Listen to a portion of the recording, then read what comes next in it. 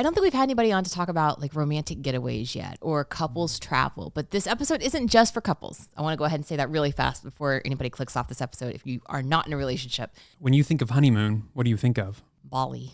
Bali? That's the Hawaii. place that you think I of? don't know. I think it's somewhere like romantic and usually tropical, kind of relaxing, but there's still stuff to do. I don't know. Everybody's idea of what a honeymoon should be is a little bit different. And while in this episode we do talk a lot about honeymoon destinations, we also talk about what it's like to travel as a couple internationally around the world and what that looks like. Because if you're traveling individually, you are in charge of your schedule. You get to do whatever you want to do. But when you invite somebody else in as a couple, now you've got to take care of what each person wants to do. And we get into that on this episode. Yeah. So as you know, Chris and I typically travel as a couple since we're married.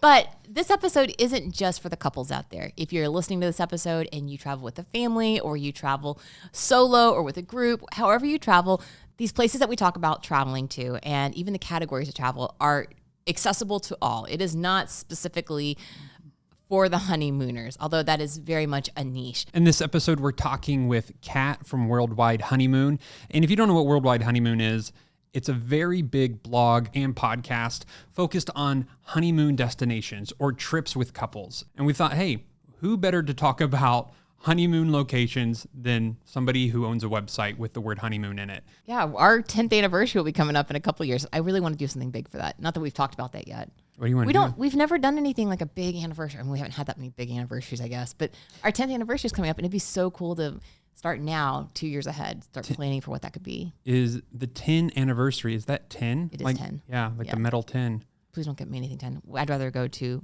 South Africa or something. I'm thinking like popcorn comes in those 10 buckets. Okay. Anyway, without further ado, this is our conversation with Kat from World Wide Honeymoon. Oh, we should say it's a duo, and her husband is not able to be here today, but her husband's name is Chris. So usually it's Chris and Kat, but we get just Kat today, and the conversation is so much fun. All right, but before we get to the episode, if you could please leave us a rating or a review or both on Spotify and iTunes. That would help us out immensely. Chris is always begging for your reviews and your help, but I am today because it really does help creators like us be shared and help other people discover our podcast. So, Sarah, I'm so proud of you. I know you are. I knew you would be. I got it this time. I can say it. Anyway, all right. This is our conversation with Kat from World Wide Honeymoon.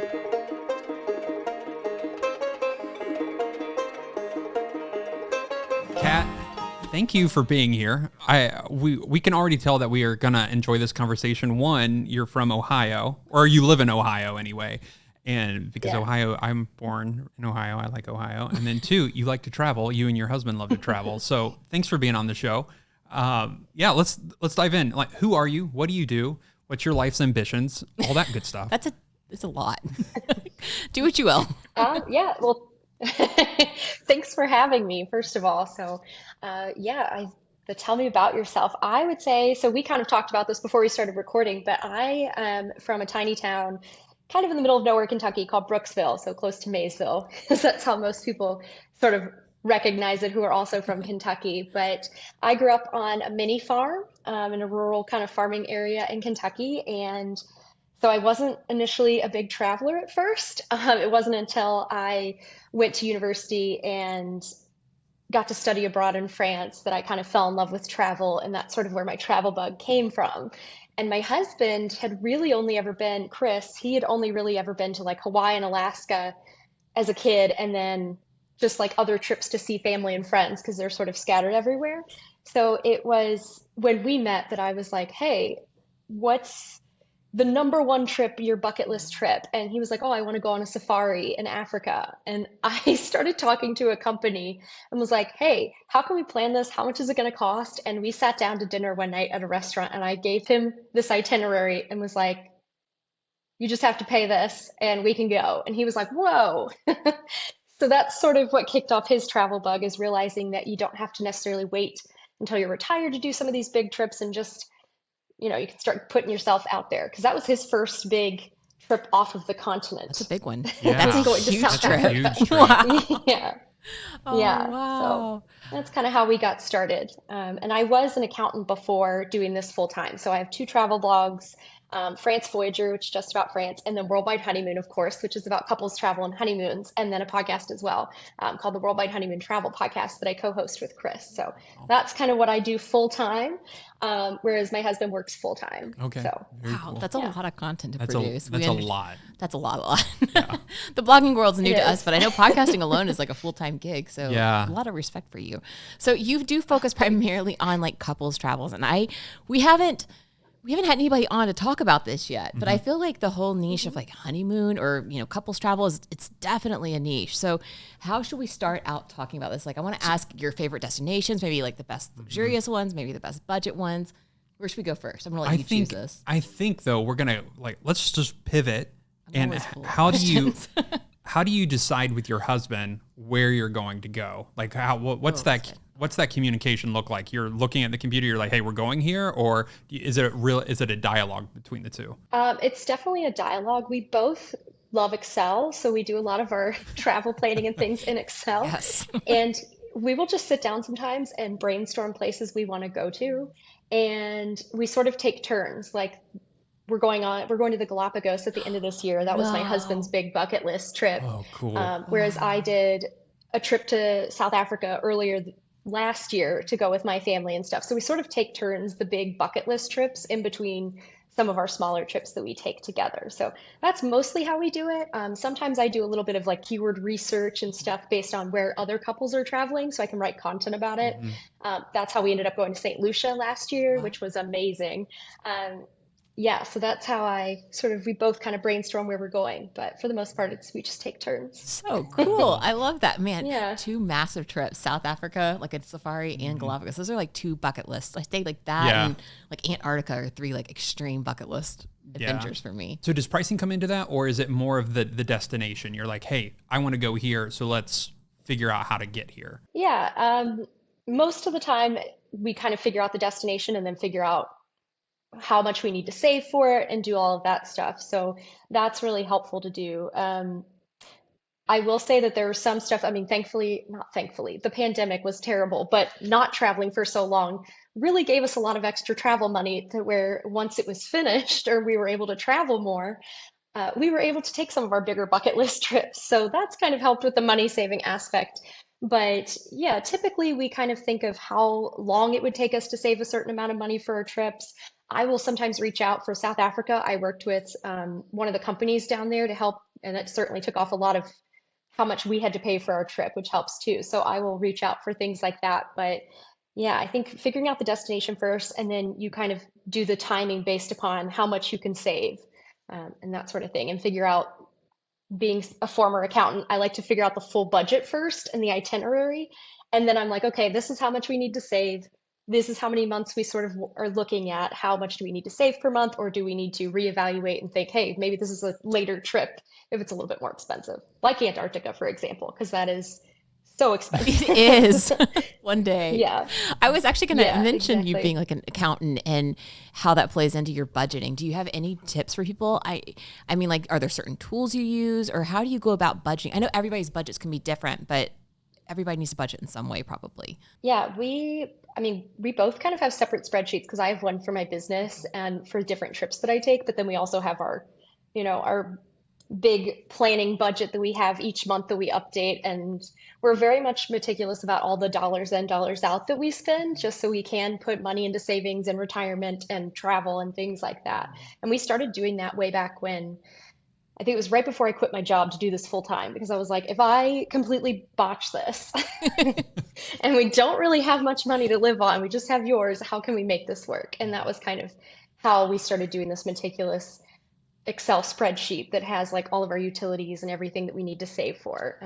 Yeah, so that's kind of how we do it. And then as a tool I use as a creator is the QuickBooks. So Yep. I live by that. Yep. Yeah. We know that one. Okay. Very cool. Yeah. So what does a trip look like for you? Is it weeks at a time, days, or months, or like what is that? What's the time frame look like for you? So I travel about a quarter of the year, and some of that is with Chris. He gets about 4 weeks off a year, so pretty much all of his PTO, we sort of take a lot of trips together for World Wide Honeymoon, and then I will also do trips for France Voyager. So for the most part, it's usually weeks, because he only gets 4 weeks off. So usually we'll do like a big 2 week trip during the year, and then potentially two separate 1 week trips or something like that, Okay. depending on what our schedules look like for the year. And then for me personally, I've got them for France. It's usually between like 2, 3 weeks, just depending to get content. Wow. Wow. Yeah. So you're back and forth to France a lot then. A few times. I think I might be going like 4 times this year, different Wow. times. Just a bunch of, yeah. And well, we're going to the Olympics because Oh my that's happening in gosh. Paris this year. Yeah. Yeah. No And Chris is way. coming along for that one. So he's really So excited. cool. Oh, Oh, that's that's good cool. content Yeah. right there. I Yeah. am so excited for that. Yeah. Yeah. I'm so jealous too. Oh, man. Okay, you do a lot of like couples travel. Would you say that France is like the couple destination? Is that like your ultimate favorite? Or I mean, obviously you like it a lot to You start a just say second that vlog because of about it. Paris, Well, I right? mean, yeah, and I've actually never been to France, so I don't know what it's like, but you hear it like the city of love and that kind of thing. What are your thoughts on that? I think there are a lot of people that either love Paris or hate it. I love it. I love wandering the streets, going to the markets, going to the small museums. I think it's an incredibly romantic city. And when I went with Chris for the first time in 2019, when I took him there, he also fell in love with it, and he is not a big city guy. Okay. So it's definitely a very romantic city. I think France is very, very romantic. I would say Italy, of course, is, it's kind of got everything from the beaches to you've got Tuscany and all the wine country areas and the food. I mean, just all over Italy is also a fantastic place Yeah. for couples as well. At least as far as Europe, I think those are definitely the top two that a lot of people tend to look at, and probably Greece as well, just Okay. because of the islands and things. Okay. So Yeah. if you were to have an unlimited budget right now and you were to plan somebody's dream honeymoon, like where would you send them? Like if money were no object. I'm always curious. Like she's the pro of about like She just luxury. started shaking her head. She was like, "Why would you ask this question?" I'm just No, curious. One day I'd love to I plan gotta like think about it. dream destination. If money were no If object. money, yeah, exactly. That's the key. Because I was like, oh man, if money were no object, I would do probably like a Tanzania Seychelles sort of honeymoon. Okay. Um, because so Chris and I have been to quite a few, I guess, countries. We've been to East Africa, we've been to Uganda and Kenya, and then South Africa and like Zimbabwe and Zambia. Wow. And the first time we ever went to South Africa, we absolutely fell in love with it. And I don't know, we were just like, we got to come back here, which we did last year. And then it's a whole other, just being out in nature and being that up close to wildlife and getting to see that is just incredible. So I would highly recommend doing some sort of like luxury glamping in, or well, that's Kenya, but in Tanzania, going to like the Serengeti and Ngorongoro Crater, all of those great national parks for wildlife, and then maybe go to Zanzibar for some beach time if you'd like, and then also the Seychelles because it just looks absolutely stunning. I've never been, but I really want to go to the Same. Seychelles. Same. Like just the beaches and the boulders, and it just, you can do snorkeling and diving and all that sort of thing. And you can just also just relax on the beach if you want to as well. But I think that adds more of a relaxation component versus the adventure going out on safari. I highly recommend if you get the chance to do a hot air balloon over the safari, Oh especially my if you're going gosh. during the Great Migration, because you Oh. get to like fly over the animals, and it's incredible. We did that in the Masai Mara, and you do it at sunrise, and we flew like not that high over a Oh bunch of my zebras, and it gosh. was the most incredible thing. Like we That's recorded it, amazing. and the whole time I'm freaking out, being like, "This is the coolest thing I've ever done. This is the coolest thing I've Oh ever my Oh, done." gosh. How So, cool. that's really cool. so Oh. yeah, I would say if money is absolutely no object, because that would be a very expensive trip. I don't even know why Probably I that. ask this because like money is totally an object for us still. So I'm Yeah, just dreaming one day. same. One day. Yeah. So Wow. is Yeah. is there a place that's overrated in terms of couple travel? You're like, don't do that. Or do this instead of that. Yeah, or do yeah. Oh I don't want to man. dump on a place. I don't want yeah, like I well, I know. wasn't going Is to there ask something you like what would you get like what's a place you would not go to? Yeah, maybe like what's overrated? Like, maybe go to Croatia instead of Greece or something like that. Like Yeah, what yeah. would be go to this instead of that? Yeah. You're so I negative. think this place sucks. Yeah. Um, no, I think that I I used to like be kind of meh about Italy because I'd only gone to the major destinations in Italy, so like Florence and Rome, and we went to Naples and stuff like that. And I was just like, oh, like I mean the food's good and stuff, but like I don't know, I just didn't get it. I actually recommend instead of going to the bigger hotspots in Italy, maybe doing some smaller destinations.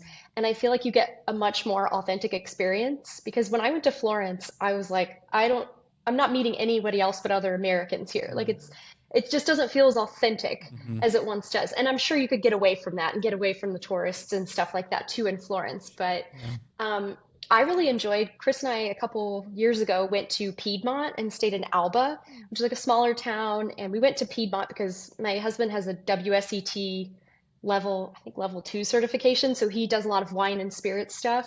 Oh, cool. And we went to Piedmont, which is home of like Barolo and Barbaresco and like these big Nebbiolo wines. Uh-huh. And we absolutely fell in love with Piedmont because we went to the countryside, we saw the castles and the vineyards, and like just it was just such a fun experience to do that and far less crowded than like maybe Tuscany might be. Mhm. And then we also went to Bologna and Modena in it's like Emilia Romagna region, and that's just a big foodie area. It's not as crowded as some places are.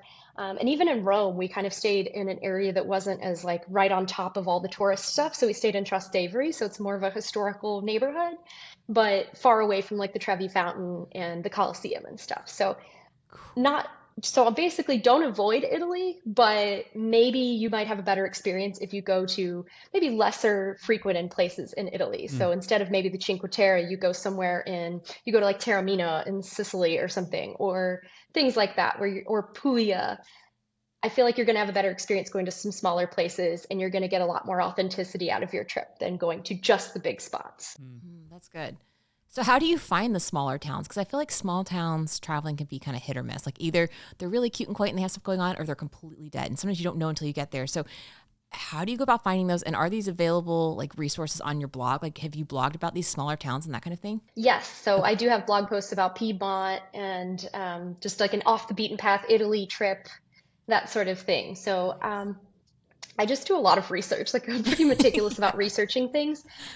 Even for France Voyager, we did a road trip through Provence and stopped in towns along the Luberon, which are like Gordes and Lumeron and things like that. And you just kind of through your research, you do see other bloggers talking about it and stuff too. Because I know that there's some tiny towns where like you drive through it and you're not really missing anything. Right. But um, yeah, if you look up like if you're going for a specific destination, such as food or wine, like in Italy, we knew we wanted to go to Modena because that's where balsamic vinegar is from, and I love balsamic vinegar, and I wanted to like try that. Versus Alba is where to stay. It's a good city to stay in if you want to explore the wine region there. So I think that those just researching what you want to do can be really helpful in looking into cities and towns that are really good for that sort of thing. Yeah, lots of research, I guess, is just the key. So when it comes to like, so when it comes to researching these towns, like when you make these trips, are they activity-based trips? Are they more like relaxation trips? Are they a mix of both? What's what kind of activities do you like to do? It depends on the trip, but for the most part, we like activities. And my husband is an activities guy. We went to St. Lucia and we stayed at small inclusives. And he was still like, we're going to get up early and we're going to hike up Gros Piton. We're going to go snorkeling. We're going to, like, this man does not sit still, which is great because I also really enjoy hiking and, bike riding and all those things too, especially on trips. So I think, yeah, I mean, most of it's pretty activity based, but we do try to get a little bit of downtime, especially if it's like a beachy location where you can just sort of chill on the beach Mhm. for a bit. Yeah. But if it were up to my husband, I think it would be activities all the way. Because even on our honeymoon, we were in Southeast Asia and we went to this tiny island in Thailand called Koh Lipe. And you can just relax and do nothing. But that kid, I could not get him out of the water. He was just constantly snorkeling. He's like, look at these clownfish. So he's definitely an activities person, but it's nice to have a mix of both so you can Yeah. have a little bit of downtime and take your time and not feel rushed doing everything. Yeah. Yeah. I was actually just about to ask you where you all went for your honeymoon. Yeah, we did 3 weeks in Southeast Asia. So we did a long layover in Seoul, just to kind of get out because they have free layovers there, Yeah. which was great, or layover tours. And then we went to Hanoi, Halong Bay, Siem Reap, and then we went up to Chiang Mai, Koh Lipe, and these are in Thailand and Bangkok. And then Wow. we left from Bangkok. So That's it was a amazing. really fun honeymoon. Yeah. Yeah. Yeah. Those are That some sounds great amazing. places. Lots of good food. Yeah. Yeah. And Yeah. I know Southeast Asia tends to be a more affordable place for Americans to visit. Is that one reason you guys chose that? Do you have any tips on that? Yes, that is a big reason. I had always wanted to travel there, but I Hmm. also knew that you could get 4 or 5 star hotels for so much Yeah. cheaper than you could back here in the States or even in Europe and different places. So yeah, we stayed in like 4 or 5 star hotels, and it was like less than $200 a night for the most part. Some of them were less than $100 a night. Wow. Um, I remember Chris and I, we went to a restaurant in Vietnam and we both got like an appetizer, a main dish, and a beer, and it was $6 by Oh, the time we got out Oh, of there. wow. So very affordable. wow. I mean, Thailand's a little bit more expensive than Right. that, but it's a very affordable destination once you get there. Hmm. So yeah, I mean, our honeymoon was not terribly expensive, and I used miles and points. Yep. I started travel hacking and doing all that stuff Yeah. back when we were honeymoon planning, which was a great time to start doing that. Hmm. Hmm. And yeah, that's where I racked up miles and points to get us to fly business class Wow. to Southeast Asia, which was fantastic. Oh, yeah. Oh, Very yeah. much, that was a great, very worth it after, the long haul flights and stuff. For Yeah. sure. That's a good use of Yeah. It's a points. game changer. That's my dream. If Yeah. I'm going to fly back to Asia, which we Yeah. will, I want to fly business Yeah. class one Yeah. day. We were in Yeah. Thailand, and I surprised Sarah with this, like, it was a new resort that had just opened up in Chiang Mai, and Oh. I forget what we paid. Not much. It was like maybe $75 a night or something, like something. We were literally the first guests were to ever stay and there. we were the only guests to stay there. Oh my gosh. And so it was so funny because every room we walked in, there would be a person in that room, like with water, just like waiting to serve us. And we're like, we're okay. Like, it was so awkward but so nice at the same time. I loved it. the Yeah. Also, the breakfast buffets, like Yeah. in Southeast Asia, they know how to put on a breakfast buffet. They Like, it's do. not your Holiday Inn No. where it's like overcooked scrambled eggs and like some dry sausages. It's Yeah. like a full platter of things that you could, from fresh fruit to like meats and cheeses to soups, Yeah. which I love soup and I love savory breakfast. So I was like, this is fantastic. Yeah, Yeah. the fruit alone. But the Yeah. hospitality in Yes. Thailand is just like top notch. The Yeah. people there just, I mean, they call it the land of smiles for a reason because it's just so friendly and so Yeah. hospitable. Where did you guys go on your honeymoon? We actually, Thailand actually yeah, is so- sort of the honeymoon. Nice. Yeah. So Oh. we had just moved when we got married. So we moved from North Carolina to Seattle, and we had been there like a week when we got married. We eloped, and then we just like wanted to get away. So we did like the Grand Canyon. We had never been there. Wanted to do the desert, and then we took our honeymoon like what 3 or 4 months later. We Yeah. went to Thailand for 2 months Yeah. and loved it. So Yeah. yeah, it We was a were- lot of fun. That's sweet. Yeah. We Yeah. stayed in Chiang Mai for most of that it. time. Yeah, but most of it. yeah, it was incredible. It was, yeah, we had a lot of fun. Yeah. I love Chiang Mai. I would totally go back. All the cow soy. Oh, yeah. So good. Oh, Yeah. Food's a whole other topic. oh yeah, it is. So you've got two different blogs happening, like two different resources, one specifically for France and the other one specifically for like couples traveling.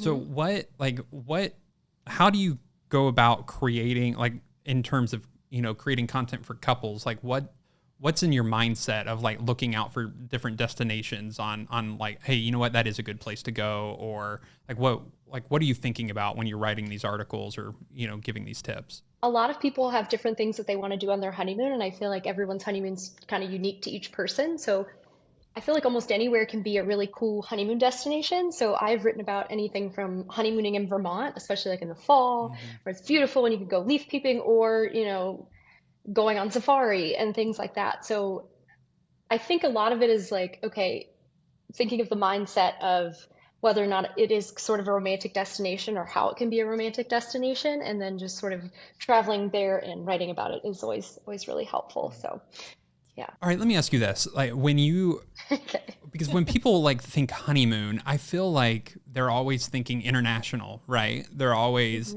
but you just gave that example of honeymooning in Vermont, which to me, I'm like, people do that, but obviously people do You that. you honeymoon technically in Arizona, so I mean anything's acceptable. Yeah. Right? It- I mean, and you've got like Sedona and like the Grand Canyon. Yeah. So are there places, you've kind of touched on internationally, are there places domestically here in the US you're like, you know what, these are pretty good honeymoon spots or couple travel spots to hit up? Yeah, and again, I think it just depends on what you want to do for your honeymoon. As someone who does like activities a lot, I would say some of the national parks are fantastic. Like Glacier National Park is beautiful. Yellowstone, do the Mighty Five in Utah. That would be really epic. The Smoky Mountains. Yep. Just all of those things would be really cool if you're the type of couple that just wants to like get a cabin somewhere and go hiking and really enjoying that. As far as beaches, you've got like lots of them in Florida, and of course in the South. There's also Puerto Rico. There's also Hawaii. All have lovely destinations. And then of course, if you want some adventure too, there's Alaska and like, going up there and seeing the glaciers and, the wildlife and different things. So there's just, I feel like it's hard to say. Or if you want cities, I'm like, oh, the possibilities are endless. Yeah. Because there's also lots of great cities. There are people that honeymoon in New York or in Miami or San Diego or LA or something. So there's just kind of, I don't know. I have a whole blog post about 29 great destinations in the US for a honeymoon. That's great to check out for people because it's got everything between like national parks to cities to just beautiful nature, different things like that. So it's all over. That's a the good US blog. has some beautiful place. All things. Yeah, we'll have to link that one in the description below. I mean, we link to everything, but that's a good one. I want to see that list too. I mean, we've already taken our honeymoon, but we can take another one. I mean, our 8th anniversary is coming up. Yeah. The honeymoon doesn't have to end. That's exactly. Right. That's right. Exactly. So when you're not traveling, what's a typical day look like for you? Because obviously, I mean, like we kind of touch on that here on this podcast, like behind the scenes of like what it takes to create YouTube videos or blog posts or whatever and all that. So like when you're not traveling, what's that look like for you? Well, for the most part, I am in pajamas, so not dressed up. I know. I feel like a lot of people, when you say that you work in travel, they're like, "Oh, it's got to be so exciting," and it definitely is for sure.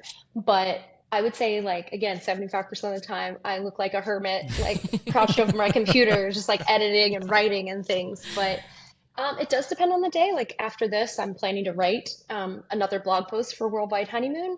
And then some days I switch to France Voyager and work on blog posts for that. And some days I do, social media where I try to figure out what to post on social media that's going to do well. Yeah. Or I mean, some of it's just kind of a mix of everything. And then once a week I'm editing the podcast and sort of planning out the next week's podcast episode. And then on the weekends we'll typically record that episode and stuff. So it's kind of different every day, but the pattern is more like writing, editing, social media, all the behind the scenes work that people just don't think about when they read a blog post that goes into it. Because it takes at least a couple days to get it from an idea and the research for it to on the paper to, the editing bit and getting all of that and the editing the photos and all of the things that go into it. So that's pretty much a typical day for me is doing one of those things for most of the day. Yeah. And just getting more content, creating content for all three of my big platform. Golly, that's so much content. And I love that your background was in accounting. So you had nothing you weren't doing anything, I guess, artistically or writing or anything like that. How did you teach yourself these skills? Was it self-taught or did you take classes or what did that look like? I will say that I remember when I first started my blog, I was like, man, I really wish I would have had like a journalism background or like a social media background, a marketing background. But you can learn to pretty much do anything. And I remember I took Nomadic Matt's like superstar blogging course, and that was more technical, sort of getting it off the ground, how to set up your website, which was very helpful. And then you just kind of like, you go to conferences and you meet people and they sort of become mentors to you and you sort of learn along the way. But for the most part, I know I did superstar blogging. And then later on, I started learning about SEO because I was like, that's what's really going to get my blog to rank is when I please the Google gods, as I like to say. Google. Forever battling Google. Make them happy. Yeah. I know. Yeah. Gosh, especially with this new update where it's like, you type in like, how do I spend 3 days in X? And it's like, the first thing is a TripAdvisor query from like 10 years ago right now. Yeah. And I'm just like, put mine up there. Yeah. But that's I don't I can go off about it. I'm No, like, I that's get a it. helpful content update. Yeah. No, but anyway. It's always like trying to figure out what Google wants and like balance actual good content with like kissing Google's butt all the time. I feel like I feel like Sarah feels seen right now. She's like, do. that's exactly what I'm talking about. Yeah. Yes. The blog is Oh my gosh. very new for us, but I love it. I am like absolutely loving SEO. But it is, I mean, it's like every time you start to get a feel for it, they do another one of their core updates, and it's like you're back to square one, and it's oh my gosh. Yeah. Is this something? It's ever changing. It is. Is this something that do you find tedious, or do you love it? Like, I mean, like, obviously I feel like there is some sort of love in here that you keep on doing it, but is it more the love of travel or the more of love of helping other people and, researching and doing that? I would say both. I mean, it always makes me super happy to see people like in my inbox reaching out and saying that they really enjoyed my content or they found it helpful. Like that's what definitely keeps me going at the end of the day. But I also am obsessed with travel. Any chance I get, I'm always looking up flights and different things, and I'm like, oh, this would be a great idea. So it's great to have a creative outlet for that, because I never thought I would be a person who wrote all the time. As someone who's an accountant, I thought I'd be with those spreadsheets day in and day out. So it's nice to actually get to stretch that creative muscle and be able to write and to help people with their trips and their honeymoons, especially something as important as a honeymoon. You feel like you gotta like really make it good. You know? Get one shot. Oh, I didn't even think about that. Like, I mean, not to put pressure on you, but like you're kind of on like the line for these people's honeymoons if they're specifically going, like if they have a horrible time. Well, I mean, I've looked up honeymoon destinations, and we've been married for years now, but I just know that those are going to be like good, maybe good and relaxed. Like they're going to be very well thought out trips. Yeah. So it doesn't have to be for somebody's honeymoon. It could just be couples travel, because sometimes we like that. Yeah, because I do both on the blog, couples travel and honeymoon. So don't put so much pressure on her. No pressure. No, it's fine. I get that. Like, I want to make it good because first of all, I want it to be good for everybody. I'm also a meticulous researcher when it comes to my own trips. So when I'm going to write, like when I write about something, I'm like, this is what I did, or like, this is what I recommend, and things like that. Because I think that's important, especially whether it's a honeymoon or just a romantic trip that you want to plan together. It's kind of nice if you could just go to one blog post and be like, these are all the great things to do. This is where you're going to want to eat. This is what the hotels you're going to want to stay at. Like, it's just so helpful to have one blog post to be like, oh my gosh, this is exactly what I wanted, versus finding it all over the place and figuring it out. Yeah. Sounds like you've found your niche for sure. Yeah, for sure. Sounds like you're really I mean, I'm sure that accounting detail oriented kind of stuff plays a part here. Probably very good at that. One last question about the blog, and that's it. And well, so, blogging has been around for a long time now. If somebody's listening to this, or like, well, it must be nice, you probably started it a while ago, blah, blah, blah. Is it too late to start a blog? Or is blogging dead? Like, are people what are your thoughts on that? I don't think blogging's dead at all. I remember in 2017 when I started World Wide Honeymoon thinking, oh, it must have been nice for all these other people because they started in 2008 or 2012. Like 2012, for whatever reason, was like one of the years, and 2008 that like those people who started are like doing fantastic right now. And that's awesome. And I've even asked like one of my good friends who started, I think she started in 2008. And she was like, yeah, I mean, some of the social media stuff, like, it helped being on Instagram as soon as Instagram started. You know what I mean? Like, it was easier to grow back then. Yeah. But I don't think that blogging is dead by any means. I started France Voyager 2 years ago. So, so it's the thing I think these days more than ever. And I know that like on Nomadic Matt's Superstar Blogging, he was like, pick a niche, but you really need to niche down. You can't just do general travel these days. If you're going to do that, you're going to get outranked by all these bigger blogs that have been established since 2008. So for me, I was like, I love France. Maybe this is sort of my excuse to go back to France a lot, but also show other people how to have a great time in France, out in Paris and all around the country. So I really just wanted a blog dedicated to that. And that's where that came about 2 years ago. So I feel like if you want to do something, you could do your own city that you live in, start a blog, somewhere you like to travel to a lot and you feel like you're an expert in. Just really niching down and picking something more specific, because that's going to help you make Google happy a little bit. But it helps to like focus on that. But it just makes you more of an expert in that area so that you do outrank other people versus a general travel blog. Yeah, that's good advice. Yeah. we've had this topic pop up in a couple of other podcast episodes where other content creators in different niches besides blogging have been like, you've got to niche down. And every time I'm like, I can't do it, but I've got to niche down. It's like this lesson I have to learn one day. It's like my biggest hang up. But I get what you're saying, and I know it's very important. Got to make Google happy. Yeah. Well, yeah, because otherwise people don't read it. I Yeah, know, so it's true. because yeah, my first 2 years doing World Wide Honeymoon, I didn't really niche. I didn't write too much honeymoon content. I was just like, oh, general travel. I'll just call it World Wide Honeymoon, and it just did not work. And it wasn't until I was like, oh, like I should probably focus more on my own niche, and that's going to do a lot better than being like, here's an itinerary for something that like 20 other people have also written about and are ranking for. So Yeah. that does help to niche down and really kind of focus on, Yeah. it doesn't need to be super specific all the time, but you know, a country or a city or something like that is always really helpful. That's really good advice, though. Yeah. It really is. Yeah. So if you were going to tell somebody, like right now, like where do you want to go? Like if you could pick up and go anywhere right now, where would that be? Oh, Japan. Oh, okay. That was a good answer. You didn't take nearly as long as I thought you were going to think on that. You knew Japan. That's it. Yeah. It's a good Well, I one. didn't want to be like, oh, Galapagos is like, we're going there later Right. this year. Yeah. But next year we're talking about Japan because it's a place that's been big on my bucket list for a long time. Yeah. I just really want to go to Japan. I want to explore Japan and see the different cities and the culture and Yeah. the mountains and the food. Yeah. Yes, the food. Yeah. Yeah. Yeah. So if people wanted to follow along, they wanted more information, like how can people follow along your travels or find out more about you? Yeah, so I've got my two blogs. There's worldwidehoneymoon.com and francevoyager.com. The podcast, the Worldwide Honeymoon Travel Podcast. And then as far as social media, you can follow along at Instagram, Facebook, and Pinterest at just Worldwide Honeymoon, or on Twitter at WW Honeymoon. Kat, thank you so much for being here with us and for sharing all things couple travel, honeymoon, and your blogging information.